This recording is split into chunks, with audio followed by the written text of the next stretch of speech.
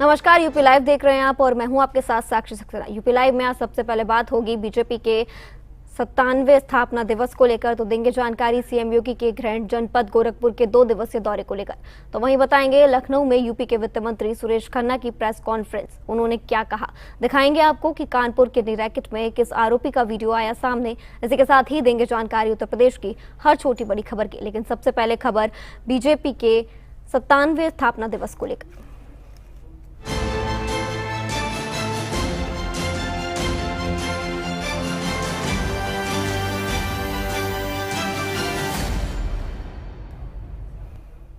देश की सबसे बड़ी पार्टी यानी बीजेपी अपना 47वां स्थापना दिवस मना रही है। देश के हर राज्य में पार्टी दफ्तरों में पार्टी ध्वज फहराया गया। गोरखपुर में प्रदेश के सीएम योगी आदित्यनाथ ने झंडा फहराया। तो वहीं लखनऊ में प्रदेश बीजेपी अध्यक्ष पंकज चौधरी ने कार्यकर्ताओं को शुभकामनाएं देते हुए कार्यकर्ताओं से मजबूती के साथ काम करने की अपील की। बीजेपी के स्थापना दिवस पर देखिए ये रिपोर्ट।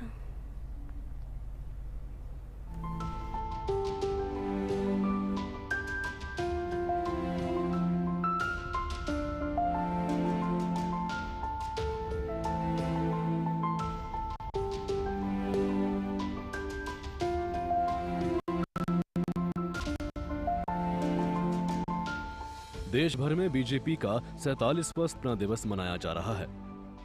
गोरखपुर में बीजेपी स्थापना दिवस का भव्य आयोजन किया गया। यहां पर सीएम योगी आदित्यनाथ ने गोरखनाथ मंदिर के हिंदू सेवा आश्रम पर पार्टी का झंडा फहराया। इस पावन स्थल पर झंडारोहण का ये क्षण न केवल पार्टी कार्यकर्ताओं के लिए प्रेरणादायी रहा, बल्कि सेवा, सुशासन और राष्ट्र प्रथम की भावना को नई ऊर्जा प्रदान करने वाला भी साबित हुआ। भारत का सूर्योदय होता है जब देश के तत्कालीन गुजरात राज्य के मुख्यमंत्री और आज के यशस्वी प्रधानमंत्री श्री नरेंद्र मोदी जी जब देश के अंदर प्रधानमंत्री पद की शपथ लेते हैं तो देश ही नहीं पूरी दुनिया के अंदर एक नया संकल्प गूंजा था। हर व्यक्ति के चेहरे पर एक नई चमक देखने को मिली थी। वह चमक ऐसे ही नहीं थी, उन्हें मोदी जी के चमत्कारिक नेतृत्व पर विश्वास था। उन्हें इस बात पर विश्वास था कि मोदी जी आए हैं, कुछ नया जरूर करेंगे, और मोदी जी ने वो करके दिखाया। मोदी जी ने वह सब कुछ करके दिखा दिया है। पंडित दीनदयाल उपाध्याय के अंत्योदय के सपने को, हर गरीब को राशन मिलना है, हर हाथ को काम मिलना है, हर खेत को पानी मिलना है, हर नौजवान के लिए रोजगार की गारंटी देनी है। आज ये सभी योजनाएं देश के अंदर समान रूप से लागू हैं।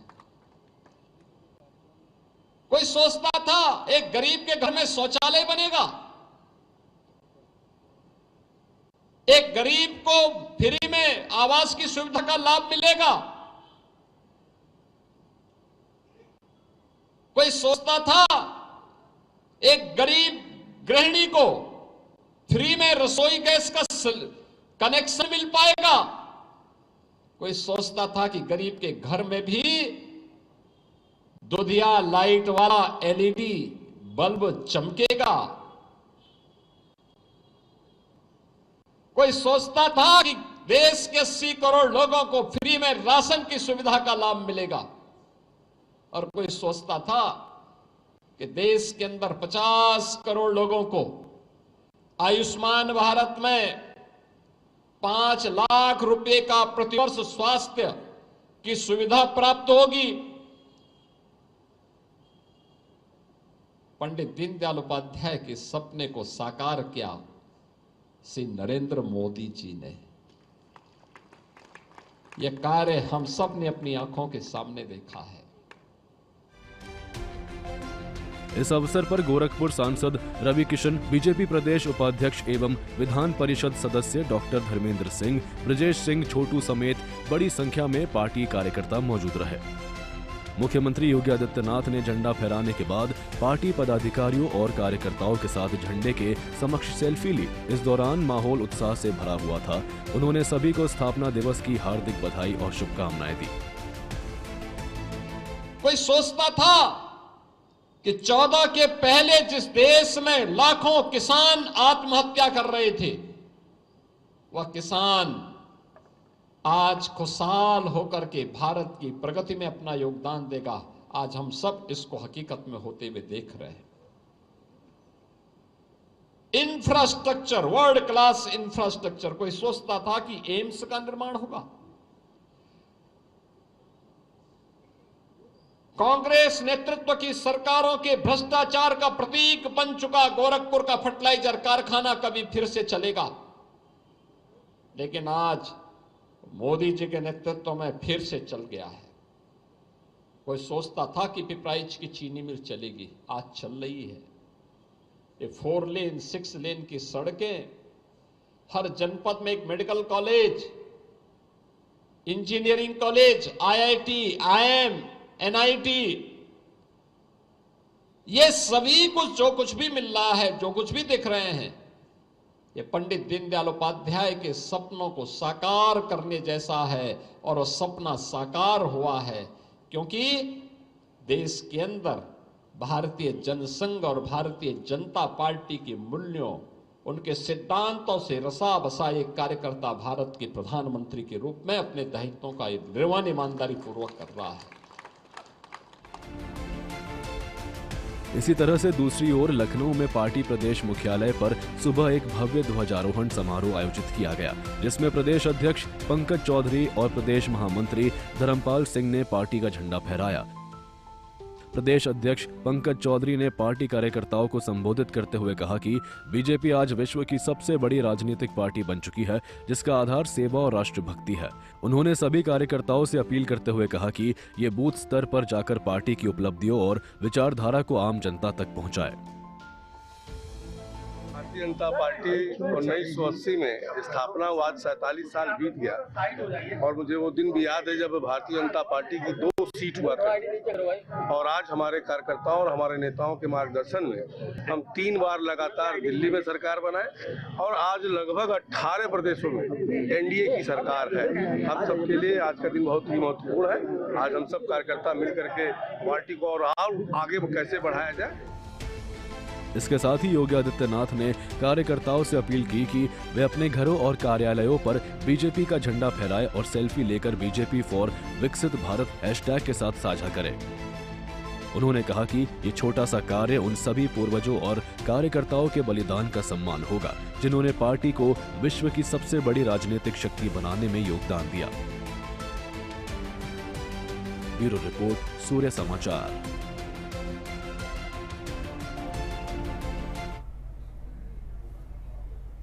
मुख्यमंत्री योगी आदित्यनाथ 2 दिवसीय गोरखपुर दौरे पर हैं, जहां पर उन्होंने कई जगहों पर नई योजनाओं और केंद्रों का लोकार्पण करते हुए नई सुविधाएं लोगों को दी।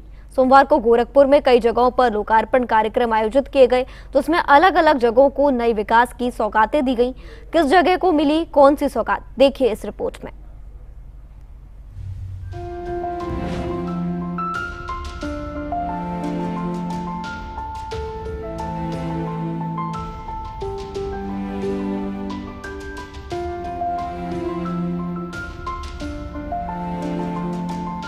गोरखपुर जर्नलिस्ट प्रेस क्लब की नई कार्यकारिणी का शपथ ग्रहण समारोह हुआ। ये कार्यक्रम गोरखपुर क्लब में बड़े उत्साह और गरिमापूर्ण वातावरण में आयोजित किया गया। इस अवसर पर नवनिर्वाचित पदाधिकारियों ने पत्रकारिता की मर्यादा, निष्पक्षता और पेशेवर दायित्वों की शपथ ली। समारोह में नवनिर्वाचित कार्यकारिणी के सदस्यों को शपथ दिलाई गई।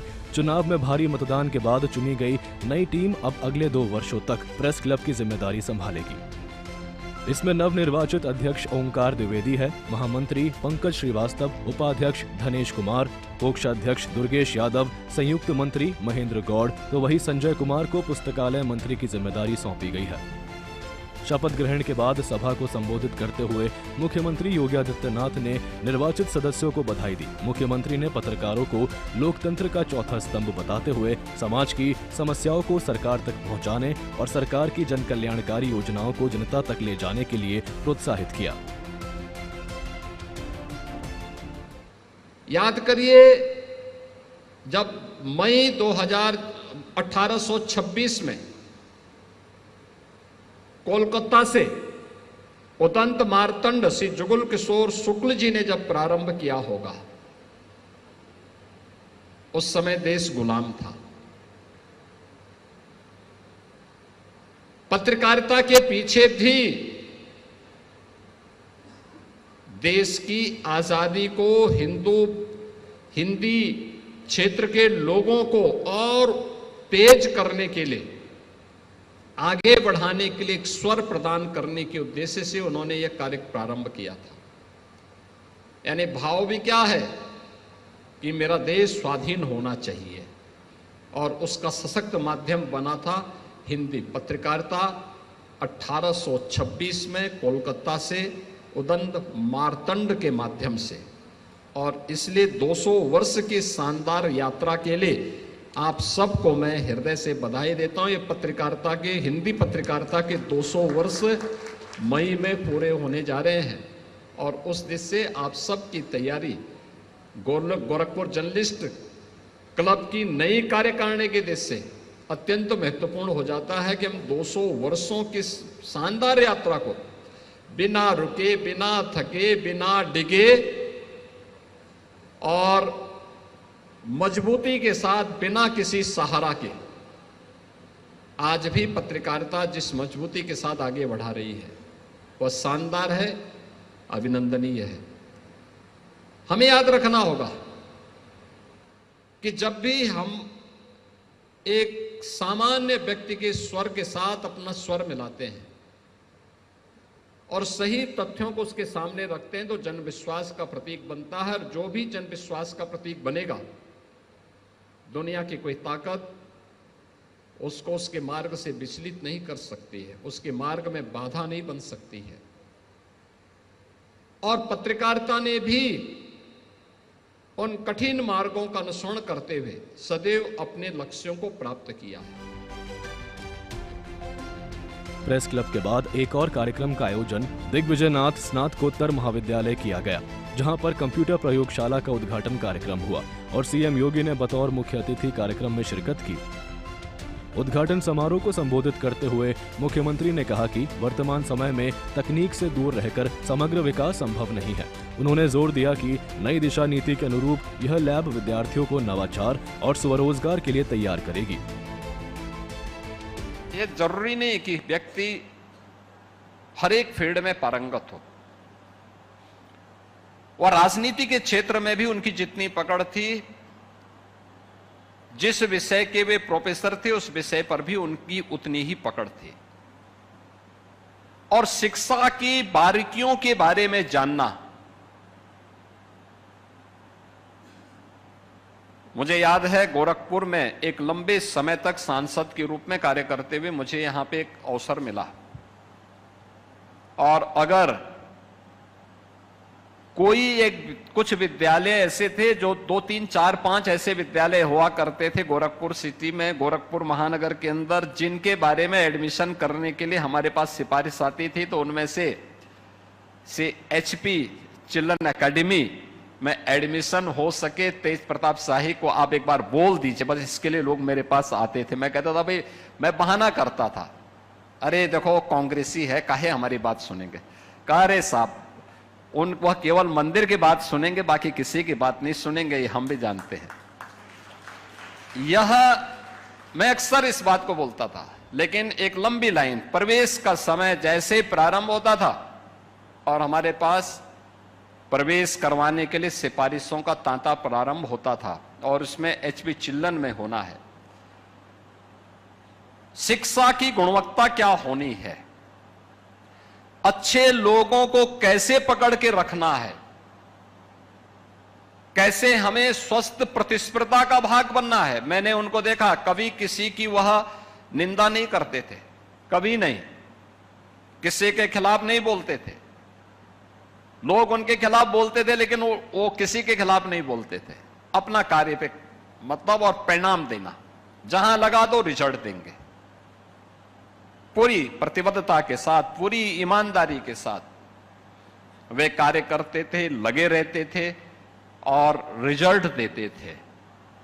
आज इसी का परिणाम है कि HP children academy ICSE board की एक ऐसा संस्थान के रूप में अपने आप को स्थापित किया है जो नए मानक गढ़ रहा है, और आज से अनन्य प्रताप शाही उसको मजबूती के साथ आगे बढ़ा रहे हैं।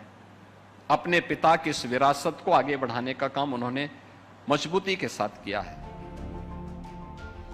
तो वही गोरखपुर के बाद जनपद आजमगढ़ में नवनिर्मित दुग्ध अभिषेचन केंद्र का शुभारंभ कार्यक्रम हुआ, जिसमें सीएम योगी ने बतौर मुख्य अतिथि शिरकत करते हुए इस प्लांट का लोकार्पण किया। ये केंद्र श्री बाबा गोरखनाथ कृपा दुग्ध उत्पादक संस्था गोरखपुर के विस्तारीकरण परियोजना के तहत निर्मित किया गया है, जिसका मुख्य लक्ष्य ग्रामीण अर्थव्यवस्था को मजबूत करना, दुग्ध उत्पादन को बढ़ावा देना और विशेष रूप से मातृशक्ति को आर्थिक रूप से सशक्त बनाना है। इसके माध्यम से स्थानीय महिला दुग्ध उत्पादकों को उनके दूध का उचित मूल्य मिल सकेगा। ब्यूरो रिपोर्ट, सूर्य समाचार।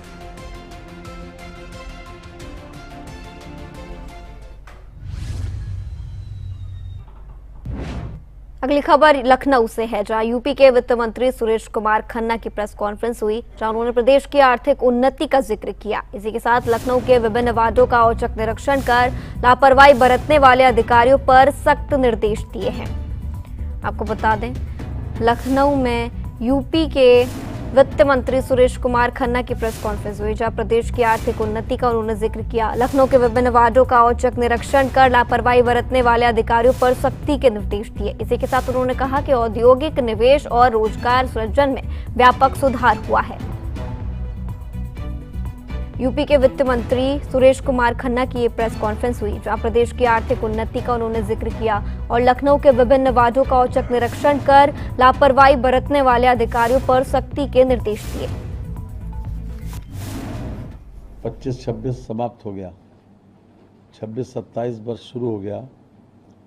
मुख्य कर और करेत्तर राजस्व वाले मदों में वित्तीय वर्ष 25-26 के मार्च माह में कुल 26,193.56 करोड़ रुपए का राजस्व प्राप्त हुआ, जबकि वित्तीय वर्ष 24-25 के मार्च माह में 25,173 करोड़ रुपए का राजस्व प्राप्त हुआ। इस प्रकार मार्च के महीने में 1020.53 करोड़ रुपए अधिक प्राप्त हुआ। जीएसटी के अंतर्गत माह मार्च 2026 में कुल 7,443.31 करोड़ रुपए की राजस्व प्राप्ति हुई, जबकि गत वर्ष मार्च माह में 6,785.34 करोड़ रुपए की प्राप्ति हुई थी। इस प्रकार इस वर्ष जीएसटी में कुल 561.97 करोड़ रुपए की प्राप्ति पिछले वर्ष के मुकाबले में अधिक हुई। जहां तक वैट का सवाल है, वर्ष 2026 में 4438.82 करोड़ रुपए की राजस्व प्राप्ति हुई, जबकि गत वर्ष मार्च माह में 4472.70 करोड़ रुपए की प्राप्ति हुई थी। वैट में 33.88 करोड़ रुपया पिछले वर्ष के मुकाबले में कम प्राप्त हुआ। आबकारी के अंतर्गत मार्च माह में 2026 में कुल 9269.44 करोड़ रुपए की राजस्व प्राप्ति हुई, जबकि गत वर्ष माह मार्च 2025 में 9744.50 करोड़ रुपए की प्राप्ति हुई थी। इस प्रकार आबकारी में 475.06 करोड़ रुपए की प्राप्ति पिछले वर्ष के मुकाबले में कम हुई। वर्ष 25 लखीमपुर खीरी में अदालत परिसर के भीतर गोलीबारी हुई है। गोलीबारी की इस घटना में एक वकील घायल हुआ है। एक पारिवारिक विवाद के चलते ये झगड़ा हुआ। वकीलों के दो बेटों के बीच मारपीट हुई थी। इस झगड़े में जितेंद्र नाम का युवक घायल बताया जा रहा है।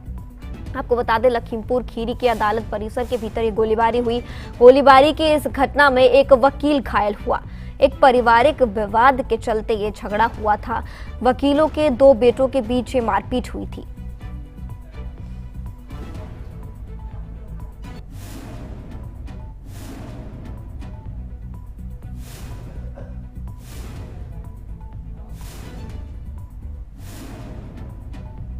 अगली खबर बुलंदशहर से है, जहां बेमौसम बारिश से गेहूं की फसल को नुकसान पहुंचा है। शिकारपुर इलाकों में ओलावृष्टि से गेहूं तबाह हो गई। बेमौसम बारिश और ओलावृष्टि से कई फसलों को नुकसान पहुंचा। इसी के साथ खेतों में कम से कम 9 इंच तक पानी भर गया।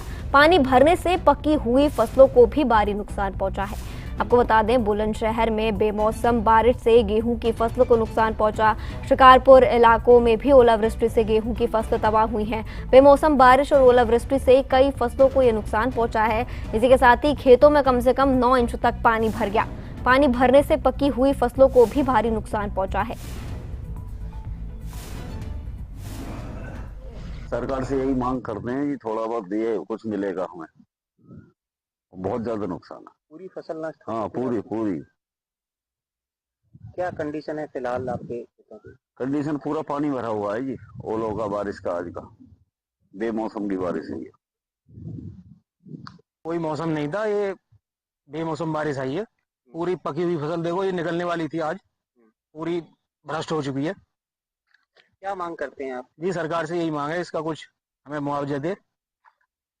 पूरी फसल देखो नाश हो गया जी, बिल्कुल नष्ट हो चुकी है जी, बिल्कुल पानी ही पानी है। आज की बारिश से तो इतना नुकसान है कि बिल्कुल ही काश्तकार बिल्कुल परेशान इतना है कि ना के बराबर गेहूं की वो रह गई है इसमें। जो आगे बारिश ना होवे तो मुश्किल 1-2 मन बीघा को गेहूं निकलेगा। उन्हें बिल्कुल गल चुका। कंडीशन क्या है खेतों में? कितना पानी भरा हुआ? खेतों में साहब कम से कम 9 इंच पानी है।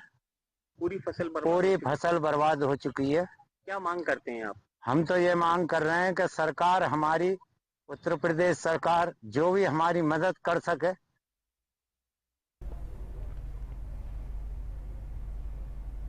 खबर कानपुर से है, जहां किडनी रैकेट मामले में आरोपी का वीडियो सामने आया है। वीडियो में आरोपी अफजल और परवेज शैफी नजर आ रहे हैं। परवेज पहले लूट डकैती मामले में भी जेल जा चुका है। दिल्ली गाजियाबाद से जरूरतमंदों को फंसाता था परवेज और आहूजा अस्पताल लाने के लिए गाड़ियां करता था मुहैया।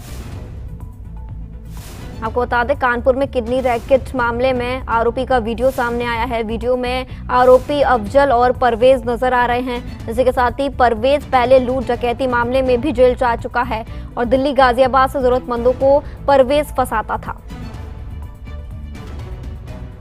नोट की गड्डी लिए हुए एक वीडियो वायरल हुआ है, जिसमें जो अभियुक्त है अफजल, वो और इसका एक साथी है, दूसरा अन्य साथी है परवेज सैफी, वो दिख रहा है। इसमें जो अभी तक की जो हमारी इन्वेस्टिगेशन है, इसमें यही आया है कि ये सभी लोग एक सिंडिकेट बना करके काम करते थे और ये सभी लोग उसी सिंडिकेट का पार्ट है। कुछ अभियुक्तों की गिरफ्तारी हो चुकी है, कुछ अभियुक्तों की गिरफ्तारी अभी होगा शेष है। लगभग 6 से 7 अभियुक्त इसमें अभी फरार चल रहे हैं। जल्दी ही दबिशें दी जा रही है, जल्दी ही इनकी गिरफ्तारी सुनिश्चित की जाएगी। फिलहाल यूपी लाइव में इतना ही। बने रहिए सूर्य समाचार के साथ।